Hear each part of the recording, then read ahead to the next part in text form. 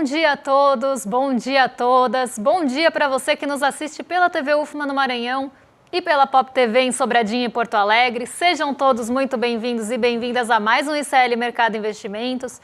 Hoje, quarta-feira, dia do início da agenda de indicadores aqui no Brasil, porque tirando focos no começo da semana, que já é um dado aí mais semanal, né, a gente tem agora o início das divulgações de indicadores econômicos com um pouco mais de frequência, apesar dessa semana já ser a primeira aí de semana cheia aqui de negociação dos mercados.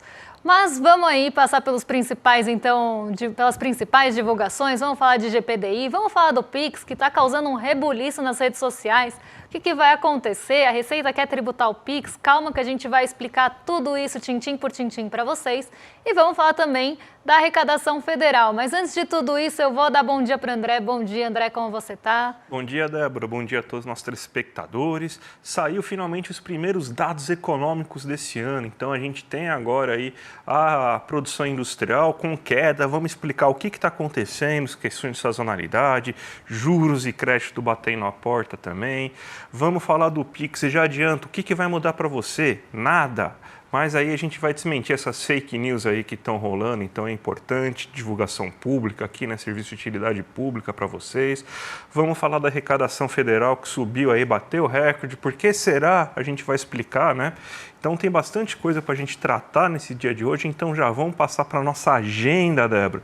O que nosso telespectador aí pode esperar nesse dia de hoje? Bom, hoje de manhãzinha já tivemos algumas divulgações na Alemanha, divulgações essas que também trouxeram um pouco de frustração para o mercado. Então, o mercado europeu abriu hoje um pouquinho, borocochô justamente porque as encomendas da indústria e as vendas no varejo, que saíram às 4 horas da manhã, acabaram frustrando essas expectativas. Por lá, mas aí na zona do euro, também às 7 horas, saiu o índice de sentimento econômico de dezembro e o PPI, o índice de preços ao produtor de novembro. E também tem índice de confiança do consumidor dezembro, aqui medição final. Então a zona do euro ela teve a parte aí da agenda praticamente toda tomada para si. A partir das 8 horas a gente começa a ter as divulgações aqui no Brasil. O que saiu? O IPCS de janeiro da primeira quadricemana, então aqui um dado com menor relevância da FGV às 8 horas da manhã, até porque ele é semanal e acaba tendo aí talvez um pouco menos de peso, mas o que deve ter aí um peso maior ou que deve tomar maior proporção hoje no dia, a produção industrial de novembro, para a qual já era esperada uma queda, mas a gente vai explicar um pouquinho disso para vocês daqui a pouco. Hoje tem ADP, relatório aí de vagas no setor privado, ou de empregos do setor privado. Se eu fosse fazer aqui uma comparação muito grosseira, seria o nosso CAGED, mas não é a mesma metodologia nem nada, mas é que mede ali a criação de empregos no setor privado. A gente tem o JOLTS, que é de vagas num geral, a gente tem o ADP nos Estados Unidos e no final da semana a gente tem Payroll, que é aquele relatório mais completo e oficial de mercado de trabalho. Esses dados eles vão sendo monitorados, né, conforme eles são sendo divulgados, justamente para ter uma ideia de como vai vir esse Payroll. Na verdade, todo mundo quer saber como é que vai vir o relatório final de empregos dos Estados Unidos, porque ele é uma métrica muito usada para nortear a política monetária e de juros por lá. Então, o relatório ADP também deve ficar hoje na centralidade, mas vamos seguir porque tem mais coisa por aí na agenda. Hoje, o dirigente do Fed, o Christopher Waller, participa de evento em Paris, às 10h30, na verdade ele está participando agora.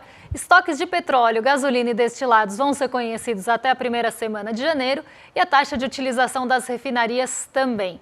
Aqui no Brasil, voltando, a gente tem fluxo cambial semanal, esse dado já conhecido nosso aqui na agenda semanal. Às 4 horas tem a ata da última reunião de política monetária do Fed, do Banco Central dos Estados Unidos, e crédito ao consumidor mais no final do dia. No fim do dia, a gente tem inflação na China, esse dado também pode ganhar um pouco mais de peso, CPI, índice de preços ao consumidor, e PPI, índice de preços ao produtor na China, mas isso só às 10 horas da noite. Então vai rebater aqui se tiver alguma mudança só no dia seguinte. E ainda tem durante o dia emplacamentos de veículos em dezembro do ano passado.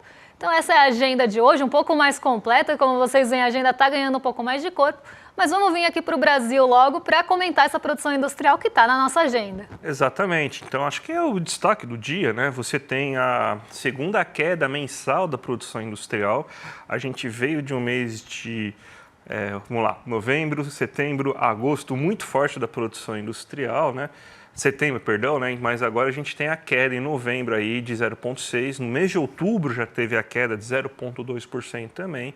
Mas mesmo assim a gente continua bem se comparado ao ano passado. Então a gente ainda tem uma alta de 3,2%. Tanto que, se a gente for comparar mensalmente, quase que todas as grandes categorias caíram. Mas se comparar ao mesmo período do ano anterior, todas as categorias se elevaram, quase todas as categorias se elevaram. Então, a gente está aqui com um mês que, na sazonalidade, novembro costuma ser um mês um pouco mais fraco, até porque os estoques de fim de ano para a produção aí de Black Friday, produção de festas de fim de ano, Natal, Ano Novo, já foram feitas, né? Então você tem só que meio que uma manutenção de estoques aí sendo realizada pela indústria nesse momento.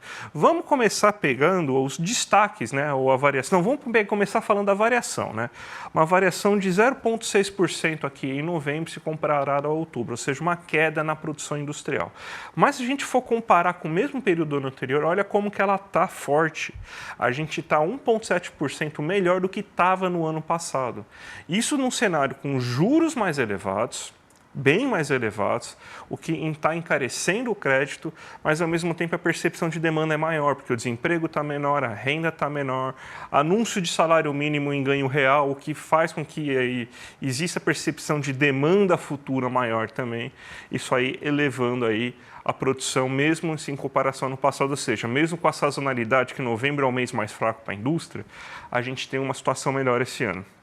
No acumulado no ano, a gente está em 3,2%. A gente deve chegar, segundo as projeções do Ministério da Fazenda, por volta de 3,2% até 3,5%. Então, estamos caminhando para chegar no resultado previsto. E em 12 meses, a gente tem uma alta de 3%.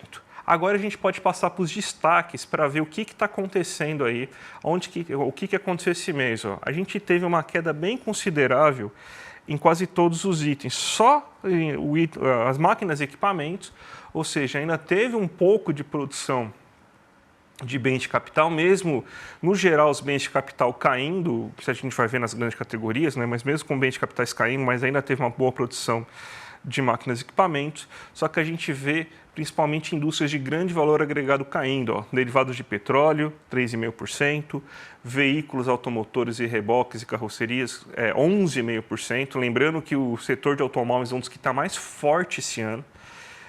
Outro setor aí, ó, celulose, também uma queda de 3,9%, máquinas, equipamentos e materiais eletrônicos, ou seja, basicamente a linha branca, uma queda de 3,8%. A gente vê esses produtos com grande valor agregado tendo uma queda e puxando bastante o índice, mas não está refém a isso. A gente pega aqui, por exemplo, alimentícios, uma queda de 1,2%, farmacêuticos 5,4%, artigos e vestiários e acessórios 8,5%. Então, uma queda que foi meio que total da indústria nesse mês. Isso aí porque, além da questão da sazonalidade, a gente começa a ver um problema que está a bater na porta da indústria e deve piorar. E talvez a gente consiga, talvez aí o Banco Central consiga, né, o seu objetivo com essa taxa de juros pornográfica que a gente vive aqui, que é desacelerar a atividade econômica, encarecendo o crédito, fica mais difícil para a indústria produzir. Tanto que a gente vê aqui na próxima página, quando a gente pega aqui por grandes categorias agora, ó, você vê que a indústria de bens de capital era o destaque, essa e a de bens de consumo durável, são os destaques do ano. Elas estão crescendo, vão ter crescimento acima de 10% no acumulado do ano, se comparado ao mesmo período do anterior, é muito maior, só que a gente já vê uma queda de 1,7%. Essa indústria, se a gente fosse uma questão só de sazonalidade também, essa indústria não era para estar tão em queda assim. Por que ela está em queda de bens de capital? Porque encareceu o crédito, porque a taxa de juros maior, reduz aumenta a necessidade de demanda futura para você conseguir ser vantajoso em investimento. Então, se a gente pega que alguns meses atrás você precisaria de uma taxa de lucro que fosse superior a 9,5% para ser vantajoso, hoje você tem uma taxa de lucro que precisa ser maior do que 12,25%. Ou seja, aumentou muito a necessidade de lucro para ser vantajoso investir. Então, você tem uma queda aí na procura por bens de capital, o que faz com que também a produção de bens de capital caia bastante. Os duráveis, que é a linha branca, automóveis, também depende de crédito, porque ninguém compra uma geladeira à vista, a não ser que você seja muito rico. você não compra uma geladeira à vista normalmente, um carro à vista, você geralmente parcela, o custo do crédito ficou maior. Isso aí reflete, seja no cartão de crédito, que você vai ter que poder parcelar menos vezes, porque vai ter opção de menos parcelas sendo oferecidas para você, seja no crediário, que vai ficar maior o custo da taxa de juros para você financiar aquele bem. Então, você tem uma queda também na produção desses duráveis.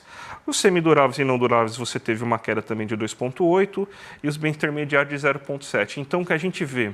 Por que a indústria patinou nesse mês de novembro?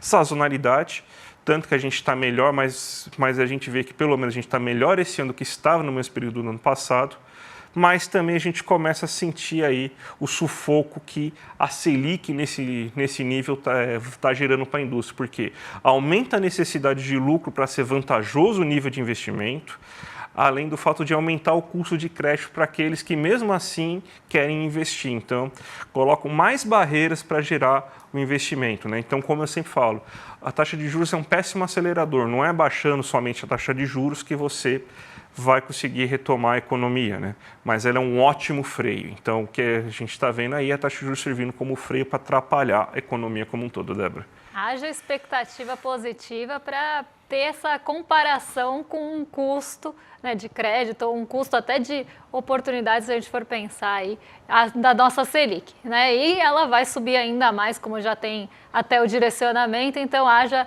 realmente expectativa positiva. Mas vamos falar de um outro assunto aqui, porque é um assunto que tem reverberado muito nas redes sociais. Eu vi um monte de fake news, né? 2025, fake news nova, ano novo, fake news nova. E eu tô vendo um monte de fake news em relação a isso, que é em relação ao monitoramento dos dados de cartão de crédito e do Pix pela Receita Federal. O que mudou de 2024 para cá? A Receita Federal, o leão vai morder o seu Pix, você vai ser tributado? Nada disso, tá? Então, vamos explicar direitinho, porque eu vi uma série de absurdos. Eu cheguei a ver, para vocês terem uma ideia, uma pessoa numa rede social falando, nem sei quem era a pessoa que estava fazendo o vídeo, apareceu para mim aleatoriamente, falando que se você pegasse um crédito, então, sei lá, faltou dinheiro no mês, aí você ia pegar um crédito para consertar seu carro, aí acho que o vídeo falava, você vai pegar R$6.000 de crédito. Esses R$6.000 iam entrar como renda, e somar seus rendimentos e a Receita ia tributar. Então, assim, isso não faz o menor sentido, nem financeiro, não faz o menor sentido tributário também. Mas as pessoas estão falando isso, que qualquer entrada na sua conta vai somar com seus rendimentos e vai fazer você ser tributado. E as pessoas já estão falando, olha lá, quer dar a isenção para 5 mil para tirar de outro. Isso não cria novos tributos, não está sendo nada tributado, você não vai ter esse acréscimo à sua renda. O que mudou então de 2024 para cá que está todo mundo fazendo esse alvoroço? Vamos lá. Até 2024, eram obrigatórias as divulgações ou o fornecimento das informações pelos grandes bancos. Quem são os grandes bancos? Os bancões que a gente já conhece. Então, instituições bancárias sempre informaram a Receita das movimentações de conta corrente. Seja TED, seja DOC, ainda existe TED DOC? Existe, né? Mas eles estão um deles foi quase extinto, que eu me lembro. Mas eles são muito pouco utilizados hoje em dia por conta do Pix e suas facilidades. Então, qualquer movimentação que você faça na sua conta, ela já é informada para a Receita Federal e para o Banco Central também. Se tiver uma movimentação atípica na conta, o Banco Central também tem que ser informado. Isso é prevenção de lavagem de dinheiro. Se você tem uma conta que começa a ter movimentações muito atípicas, ela é bloqueada pelo próprio sistema do banco, porque ele já vai passar esses dados para o Banco Central. E para a Receita Federal, o idem, ele também já tem esse monitoramento, porque a Receita quer saber se na sua conta está acontecendo uma movimentação muito fora da normalidade. Então, você declara que ganha R$5.000 por mês, mas você movimenta R$200.000 por mês. Isso é estranho, tanto para a Receita, quanto também aí para qualquer órgão que, se tiver uma coisa muito atípica, vê se tem lavagem de dinheiro na conta. Então, esses dados, eles já são monitorados. O que mudou então, que está todo mundo fazendo esse rebuliço? Hoje em dia, a gente tem outras empresas que fazem parte dos meios de pagamento, as instituições de pagamento, que não eram monitoradas, porque elas são novas. Então, elas tiveram que ser incluídas nessa instrução. Então, quem são elas? Aquelas famosas Pay, que a gente tem ali, né, alguma coisa pago, não sei quem Pay, todas essas, né, eu vou até dar alguns exemplos aqui para ficar mais fácil, não estou fazendo propaganda, tá? 99 Pay, Mercado Pago, quem mais que tem? PicPay, tem um monte hoje que você consegue com uma facilidade muito grande ter ali uma chave Pix para movimentar aquela conta. Então, essas instituições também vão ser vão ser obrigadas a passar esses dados para a Receita Federal. Antes era só os bancões mesmo. Agora, essas instituições de pagamento também vão ter que passar os dados. Quem mais? As operadoras de cartão de crédito. Então, tem ali as operadoras que também têm uma facilidade maior de você conseguir um cartão de crédito. Essas também vão ter que passar essas informações para a Receita agora. Elas não eram obrigadas e vão passar a ser. Isso muda alguma coisa na sua vida? Não, porque só se você não tivesse conta em algum bancão, porque senão já era informado. E o Pix também, por ser uma coisa nova, também entra nessa lista. E as pessoas já estão pegando tudo isso e distorcendo, falando que se você pegar crédito vai entrar como renda, falando que se entrar Pix na sua conta de um churrasco que você dividiu, vai entrar como renda e a Receita vai te tributar. Então, gente, muito cuidado com tudo isso, porque como é uma informação ali que acabou tomando uma grande proporção, as pessoas estão aproveitando para disseminar fake news, notícias falsas e tentar confundir a cabeça de vocês. Mas para quem ali recebe o dinheiro na conta, né, seja de uma fonte, para pessoas físicas é 5 mil esse monitoramento, para pessoas jurídicas 15 mil. E quem tem que passar essa informação semestralmente para a Receita é o banco, você não vai ter que fazer uma declaração a mais. Então fiquem tranquilos que na vida real nada muda, a não ser que, sei lá, esteja lavando dinheiro ou sonegando muito imposto, aí talvez mude alguma coisa. Mas, de outra forma, nada vai mudar aí na nossa vida comum. É só que essas instituições de pagamento foram incluídas nessa lista de quem é obrigado a passar esses dados para a Receita Federal. Nada novo sob o sol, André. Então, resumo da ópera, gente, não mudou nada, tá bom? Então, muito alarde, pouca mudança. Não caia na fake news aí do seu tio do Zap aí, que comeu muito pavê no fim de ano aí. Não caia nessa fake news, tá? Não vai mudar nada. Vamos falar o que mudou de verdade, que foi a arrecadação federal, porque mais uma vez a gente teve recorde da arrecadação, 209,2 bilhões em novembro. É a segunda maior em 30 anos no mês e a gente bateu o recorde para esse ano, inclusive, né?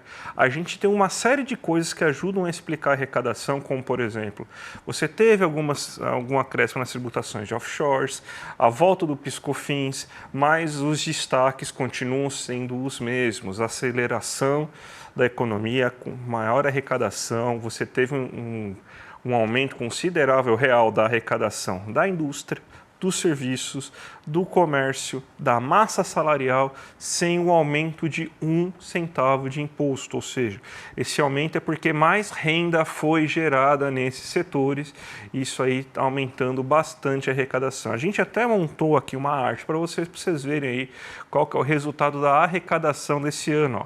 9,92% a mais na arrecadação do acumulado no ano das administradas pela Receita Federal, que está em 2,270 trilhões já, ou seja, um aumento de quase 10% em relação ao ano anterior.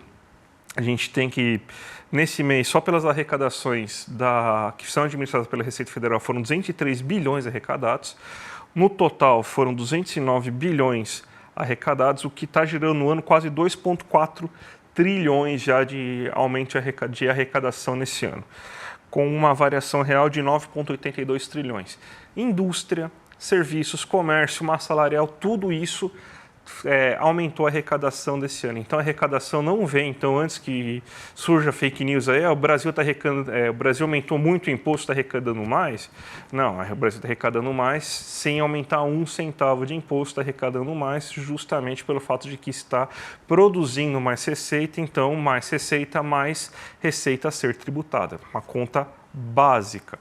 Então, quem diria que você crescer ia conseguir aumentar a arrecadação federal e amenizar as contas públicas? E isso aqui leva a crer aí que cada vez mais aquele espantalho, fantasma do risco fiscal tá longe de acontecer, até porque provavelmente a previsão, né, do déficit, que era de 0,8% do mercado financeiro, vai ficar longe, né, vai ficar mais próximo de zero do que de 1%.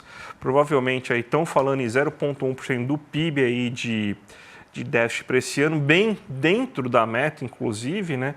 Então, cada vez...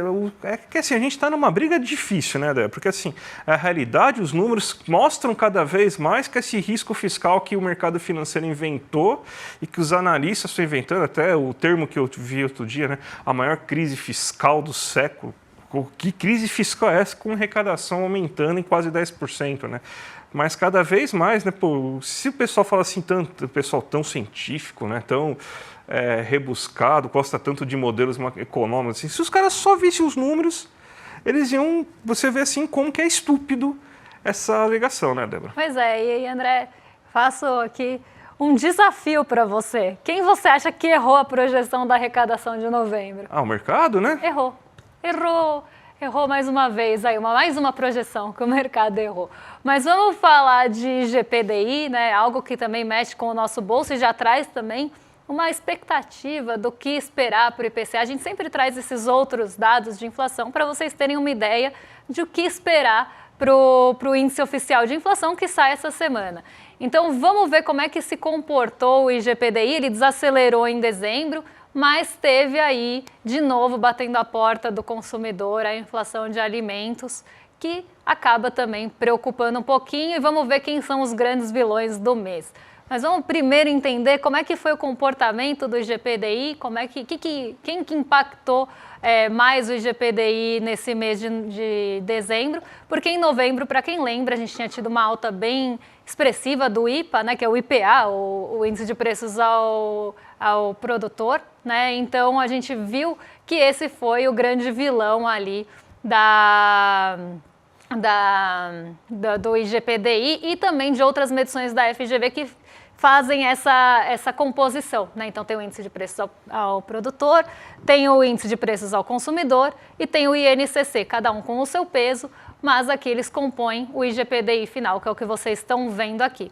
O IGPDI ele teve uma alta mensal de 0,87 e no anual ele já está com um acumulado de 6,86, mas aí a gente precisa entender o que vem do índice de preços ao produtor, o que vem aí do índice de preços ao consumidor e o que vem do INCC. Então a gente continua vendo os preços ao produtor pressionando bastante o IGPDI, como a gente pode ver dos três ele é o maior no acumulado anual, então com 7,72, o índice de preços ao consumidor 3,99 e o INCC, que é o Índice Nacional da Construção Civil, 6,54.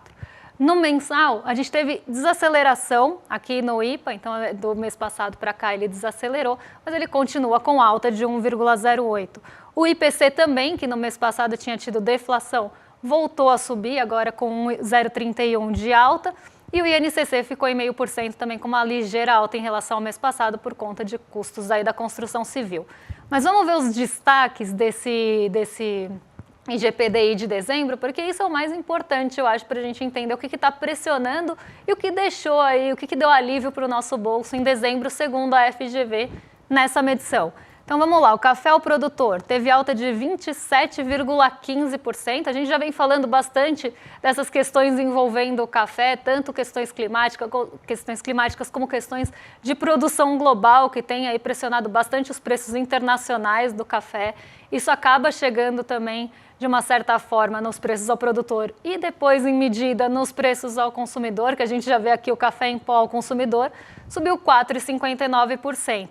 Então, a gente continua tendo, sim, essa pressão vinda tanto ao produtor quanto ao consumidor do café, e a gente já explicou aqui em outras ocasiões, isso vem de uma menor produção global, agentes importantes aí tendo uma menor produção de café, e também o preço do café subindo muito por conta das questões climáticas que aconteceram aqui no Brasil, justamente, se a gente for pensar queimadas, onde se produz café, né? Então, isso aumenta o preço do café. Café é uma commodity, inclusive, internacional, e tem toda uma preocupação global em relação ao preço de café, porque bateu as máximas aí nos últimos tempos. Mas vamos continuar vendo aqui. Ovos ao produtor teve alta de 13,61. Carne bovina ao produtor, 2,92 também. Então, outro ponto aí que vem pressionando, de certa forma, aí os preços, tanto ao produtor como, de certa forma, ao consumidor, também aparecem aqui. Carne bovina ao produtor 2,92 contra filé 6,48 de alta no mês. Soja ao produtor teve queda, para quem lembra, a soja ela estava também tendo algumas participações importantes aí na inflação, inclusive nos óleos que eram derivados da soja, 3,63 de queda nesse mês. A batata ao produtor caiu quase 40%, 39,6%. O leite caiu também ao produtor 4,77%. Bovinos inteiros tiveram queda. A tarifa, agora é algo importante aqui para a gente. que a gente já vem falando também há algum tempo. A tarifa de energia ao consumidor caiu 2,75 em dezembro, coisa que já tinha aparecido em medições anteriores, prévias de dezembro também. Então a gente já pode esperar esse alívio vindo provavelmente também no IPCA. Batata ao consumidor 16,35 e leite ao consumidor 1,78. Então aqui a gente vê, né, quem são os vilões do mês, segundo o IGPDI, quem trouxe alívio, e a gente já consegue trazer também algumas percepções do que esperar para o IPCA no fim da semana, vindas, por exemplo, de energia elétrica, que devem ter aí algum alívio também no mês de dezembro, então deve diminuir o IPCA de certa forma. E aí, provavelmente, diminuindo o IPCA, a gente não vai ter aquele estouro que o mercado está esperando de meta, né? E a gente pode até ficar, dependendo de como vier dentro dessa meta, vai saber, mas aqui tem uma probabilidade grande, inclusive, que isso aconteça, mas não aquele 4,91 que foi pintado pelo mercado no último Focus antes de qualquer divulgação. Então aqui a gente tem esse raio-x, vamos pensar assim, do IGPDI, até para a gente pegar aí essas percepções para o IPCA, que é bem importante. Eu acho que é importante, só para a gente colocar aqui, que a gente consegue começar a ver algumas situações, por exemplo, assim, os bovinos, que foi um grande problema nos últimos meses, começa a desacelerar. O contrafilé ainda está caro, mas a gente vê que a carne bovina está começando a dar uma desacelerada, o preço do boi inteiro também está desacelerando, e um subproduto do bovino, que é o leite, já está se normalizando, já está começando a ter quedas. Então, uma importante fonte aí de queda de preços de alimento. A soja vai começar também a bater. Lembrando que o preço ao produtor ele demora e nem sempre é completamente repassado, principalmente quando a economia está muito acelerada. Então, ele não é sempre completamente repassado. Então, a gente vê aí que mesmo com esse aumento do preço do café ao produtor, não foi tudo repassado nesse mês. Então, ele demora um pouco para ser repassado. Então, a gente vai ter menos fontes inflacionárias. Mesmo com os alimentos ainda preocupando um pouco, a gente está vendo aí que são menos alimentos pressionando a inflação. Outro ponto, a energia elétrica também vai ter um forte peso aqui para você ter uma inflação menor aí nesse mês aí de dezembro. Amanhã sai a inflação de dezembro. Então a gente deve ter uma inflação que vai ser entre 0,2 a 0,35, vamos dizer assim. Se for esse valor, a gente pode ficar até dentro da meta. E se estourar a meta, não vai chegar próximo de 5, que nem está falando o nosso amigo aí, mercado financeiro. Eu acho que os dados de hoje aí mostram aí que a situação inflacionária está desacelerando aí, a gente está com uma melhora da situação climática, pelo menos está amenizando um pouco, então acho que amanhã a gente vai conhecer aí os dados finais de inflação, a gente vai ver que está bem dentro aí do possível, né, Débora? Exatamente. O IGPDI vem mais um indicador que mostra que a gente não vai ter a pressão que se esperava ou que se espera pelo mercado, porque para chegar naquele acumulado que eles pintaram no último Focus, precisa de uma aceleração inflacionária grande em dezembro. Então, para chegar nisso, precisaria vir quase o dobro do que veio o IGPDI, né? Mais aí do que veio o IPCA 15, também teve ali ficou bem acomodado. Então, para chegar naquele ponto, precisaria de muito mais inflação.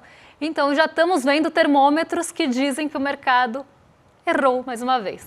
Mas vamos então dar os recados finais aqui para a nossa audiência? Não, o recado final é que assim, amanhã tem novidade, tá, gente? Amanhã vocês vão ficar sabendo no N1 aí, porque 2025 vai chegar com tudo aí para a nossa comunidade CL, 2024 foi difícil, 25 vai ser mais, o Zuckerberg já anunciou aí que a internet para ele é terra sem lei, então mais um pouquinho de problema para a nossa cabeça, já não estava com tanto problema, né? Então a gente vai anunciar amanhã, inclusive, aí, alguma série de novidades do ICL, então fiquem aguardando aí. Amanhã o ICL começa de fato aí 2025. Então vamos entregar agora para os nossos amigos rolezeiros aí, William Deluca e Guga Noblar, né? Estão hoje aqui. E a gente volta amanhã, né, Débora? Exatamente. Só uma pequena correção aqui. Foi adiada a nossa surpresa para dia 10. Vamos todos ficar ansiosos mais um pouquinho. Então, dia 10 a gente vai conhecer essa grande novidade que vem por aí. E agora vocês ficam com o Rolê ICL, com o William Deluca e o Guga Noblar. E a gente volta amanhã para trazer os principais indicadores para vocês. Um beijão e até lá, pessoal. Até mais, gente. Tchau, tchau. O objetivo é limpar a cena do crime para a macharada. E o trabalho deles era assassinar reputações.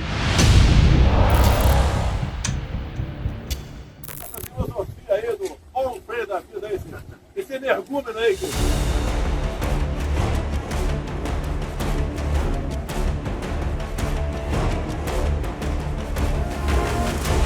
A família Bolsonaro tinha todo um esquema montado para atacar opositores virtualmente. Mas se a gente for lembrar, foi exatamente essa estrutura de questionamento que colocou em xeque as eleições de 2022 e deu no que deu.